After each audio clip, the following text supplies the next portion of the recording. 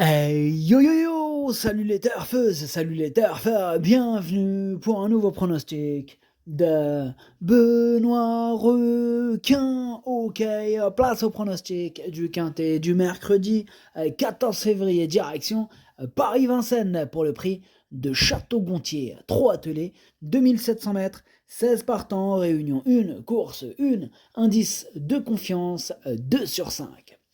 Petit retour sur le quintet du lundi 12 février. Dans mon pronostic, je vous ai donné le tiercé. Et cette vidéo, je la tourne avant l'arrivée du quintet de ce mardi. Je reviendrai dessus demain. Ok, c'est parti, on commence les pronostics et on commence avec le numéro 1, Gran Pagello. Et on écoute l'entraîneur Julien Sébastien Cormy. Gran Pagello a aligné les disqualifications ces derniers mois. Le vétérinaire lui a trouvé un problème au cervical. Il a été soigné et paraît aussi bien que lors de ses bonnes performances l'été dernier. Il est toutefois moins tranchant à Vincennes. Cette course a surtout pour but de nous rassurer. J'espère qu'il va effectuer un parcours sans faute et nous montrer que le problème est réglé. Ouais, bah, j'espère surtout qu'il va aller mieux, ce pauvre cheval. Problème de cervical, ça doit faire mal. J'espère qu'il va mieux, hein. J'espère qu'il a moins mal déjà avant tout, hein. Avant de nous montrer des bonnes performances, on espère qu'il va mieux. Ouais, oui, parce que les chevaux, bah, ils peuvent pas parler. Donc quand ils ont mal, c'est comme les autres animaux, bah, ils souffrent en silence, hein. Donc qu'est-ce qu'on espère avant tout? Qu'il nous fasse des bonnes performances ou qu'il aille mieux? Voilà, qu'il aille mieux. Bah ouais, faut.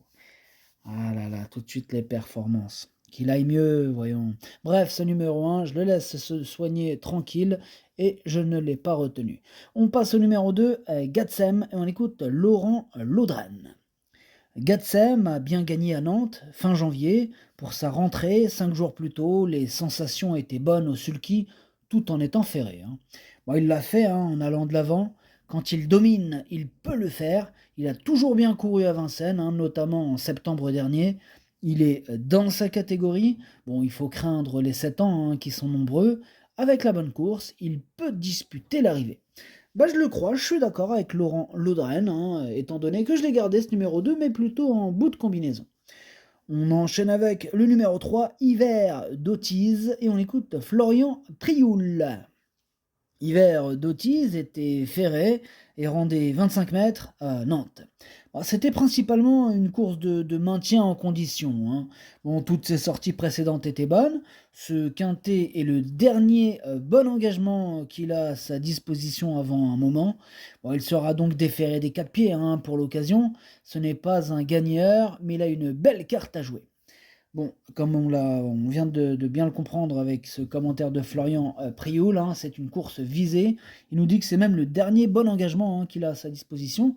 Donc évidemment qu'il va tout faire pour ne pas rater cette belle course. Voilà, bon, donc il va tout donner. Ce numéro 3, je l'ai gardé, mais voilà, j'en ai préféré d'autres à l'avant, je l'ai mis sixième. On enchaîne avec le numéro 4, Amador Burois, et on écoute Yves Vidal. Amador Burois me paraît aussi bien que l'hiver dernier. Il est sur la montante par rapport à ses dernières sorties. Il faut effacer la dernière à Agen. Il possède 300 mètres rapides pour finir, hein, qu'il faut préserver. Bon, il a brillé sur les 2100 mètres à Vincennes, mais il est à l'aise sur toutes les distances. Avec la bonne course, il devrait finir à l'arrivée. Ouais, bah, je suis d'accord aussi avec Yves Vidal, hein. Je pense qu'il pourrait terminer à l'arrivée. Je l'ai gardé, mais en toute fin de combinaison. On enchaîne avec le numéro 5, Houston de Joude, et on écoute Alain Laurent.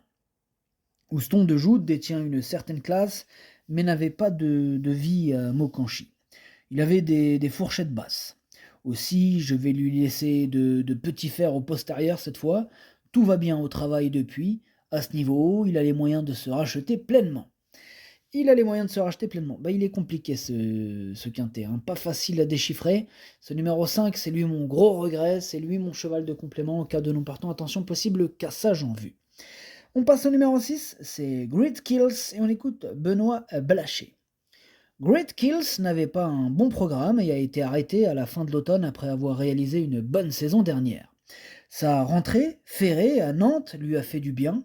Faute d'engagement favorable en province, nous tentons l'aventure parisienne. Il est bien et les conditions de course sont favorables. À l'issue d'un bon déroulement de course, il peut s'immiscer dans le quintet. Eh bien, là, cette fois-ci, je suis pas vraiment d'accord avec l'entraîneur Benoît Blacher. Ce numéro 6, je ne l'ai pas retenu, mais bon, il est quand même à l'arrière de ma petite liste des possibles troubles faits, donc on va quand même lui accorder une note de méfiance. On passe au numéro 7, Histoire Mika, et on écoute Sébastien Leblond. Histoire Mika aligne les bonnes performances et n'est pas sorti des 4 premiers depuis le mois de juin dernier. J'ai volontairement attendu cet engagement favorable depuis sa dernière course, début janvier. Elle est performante lorsqu'elle se présente à plusieurs semaines d'intervalle. Elle est toujours au top et a encore sa place sur le podium. Il est super chaud, hein, il parle carrément de podium, Sébastien Leblond avec son numéro 7, là, Histoire Mika, qui me plaît bien aussi, hein, je l'ai gardé cinquième. On passe au numéro 8, Galac de la KV, et on écoute Alexis Marie. Galac de la KV n'avait pas de beaux engagements après sa troisième place à Graigne. Aussi, il a bénéficié d'un break. Il a bien travaillé depuis, hein, c'est le moment de revenir à la compétition. Il risque de manquer d'un parcours pour être très compétitif. Aussi, c'est surtout un outsider, hein, dans cette épreuve. Il fait preuve de sérieux et de régularité et va faire de son mieux. Eh bien, ce numéro 8, pour ma part, je ne l'ai pas retenu. On passe au numéro 9, Hardy Crown, et on écoute Dominique Louqueneux. Hardy Crown est revenu au mieux après un petit passage à vide, hein, comme l'atteste sa dernière performance à Mokanchi. Dans la foulée, il découvre un engagement très favorable, hein, sur un parcours à sa convenance. Sa forme est sûre et je compte sur lui pour terminer dans les 3 premiers. Dans les 3 premiers, il est super chaud, Dominique Louqueneux, avec son numéro 9, Hardy Crown. Moi, je suis un petit peu moins chaud, étant donné que je l'ai pas retenu. Maintenant, c'est quand même lui le chef et le capitaine de ma petite liste des possibles troubles faits, possibles casseurs de tickets repérés, donc attention. On passe au numéro 10, Helios Bonbon, et on écoute Yannick Henry. Helios Bonbon réalisait une bonne valeur, hein, à Bordeaux mi-janvier en dépit de sa faute. Ensuite, on a été trop offensif à Toulouse. Bon, il me paraît revenir à un bon niveau. Il faut par contre absolument préserver sa pointe de vitesse et ne faire que les 400 derniers mètres. Il est monté à Grosbois la semaine passée. Je vais essayer de le motiver avec un artifice. J'attends de le revoir à son avantage. Eh bien, ce numéro 10, lui non plus je l'ai pas retenu. Il est en plein milieu de ma petite liste des possibles troubles faits. On enchaîne avec le numéro 11, Hermès Express, et on écoute François-Pierre Bossuet. Hermès Express a réalisé une excellente saison, hein, une excellente saison dernière. Il n'avait pas de bonnes courses ces derniers temps, il n'a donc pas couru depuis fin décembre. J'ai attendu ce bel engagement pour tenter l'aventure parisienne. Certes, il manque de référence à gauche, mais il tourne bien, hein, sur ma petite piste. Oh, je suis pas inquiet, il possède plus de tenue que de vitesse, mais il devrait bien faire à ce niveau. Bah, il me plaît beaucoup ce numéro 11, c'est tout simplement lui mon préféré et je l'ai installé en tête. On enchaîne avec le numéro 12, Hip Hop de Matt Kerr, et on écoute Christophe Alain Maillet. Hip Hop de Matt Kerr, il aligne les bonnes performances, hein, il a bien gagné dernièrement à Graigne, hein, sans avoir une course éprouvante. Il peut donc courir de façon rapprochée, hein, d'autant qu'il n'a pas de bons engagements par la suite. Je ne peux pas le déférer, mais il aura des petits alus collés. Il a déjà gagné dans cette configuration. Il devrait profiter de ce bel engagement pour jouer les bons rôles de ce quintet.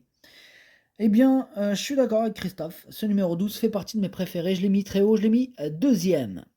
On passe au numéro 13, Enzo de Moutier, et on écoute Mademoiselle Anche Lundkate. Enzo de Moutier a couru à proximité de la maison à Châteaubriand, mais les 3000 mètres sont trop longs pour lui. Ici, l'engagement est favorable, il se donne toujours à fond. Ce n'est pas un grand vireur, par contre, hein, il apprécie la grande piste. Face à des adversaires de ce niveau, j'ambitionne une petite place, il fera de son mieux. Eh bien, ce numéro 13, je ne l'ai pas retenu, par contre, c'est quand même un regret, c'est mon deuxième cheval de complément en cas de nous partons, attention.